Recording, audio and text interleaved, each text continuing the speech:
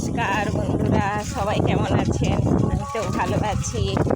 এই যে ডিউটি বেরিয়ে গেলাম, ডিউটি যাচ্ছি। সরকারি চাকরি করি। বন্ধুরা কারা করবেন আসবেন। এই যে গাড়ি চলছে, বেরিয়ে যাচ্ছি। আবার বেলা 12টার সময় আসবো। দেখতে থাকুন বন্ধুরা।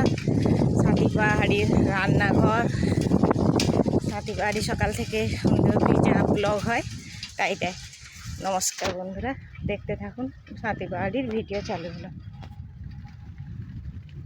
নমস্কার বন্ধুরা, সাথী পাহাড়ি সকাল থেকে সন্ধ্যে অবধি যা হয় সাথী পাহাড়ি রান্নাঘর, তাই রান্নাটা করছি। সবাই কেমন আছেন, ভালো আছেন কি না? আজকে আমার মন মেজাজটা ভালো নেই। রাস্তাতে আস্তে আস্তে যা কাণ্ড কারখানা দেখেছি বন্ধুরা, থাকতে পারছি না। আমার যদি বন্ধুরা মানে আমাকে ভালোবাসেন তাহলে এইগুলো প্রতিবাদ করুন, নাহলে বন্ধুরা বাঁচতে পারবেন না। জগৎটা আমাদের খুব ভবিষ্যৎটা খারাপ হয়ে আসছে।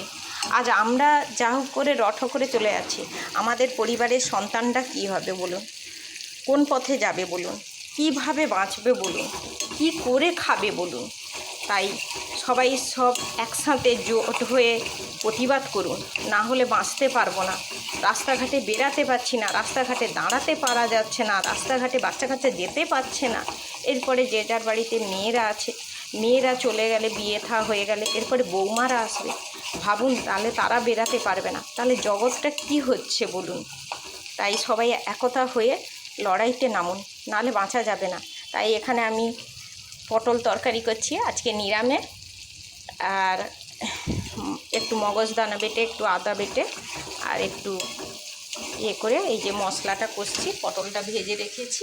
আজকে নিরামিষে পটল তরকারি করব। বাড়ির কাছে পুজো হচ্ছে, শীতলা পুজো, তাই এমনিও শনিবার আর নিরাম, তেমনিও এই জন্য ভালো ভিডিও ছাড়তে পারছি না, তাও একটু ছেড়েছি আসার সময়।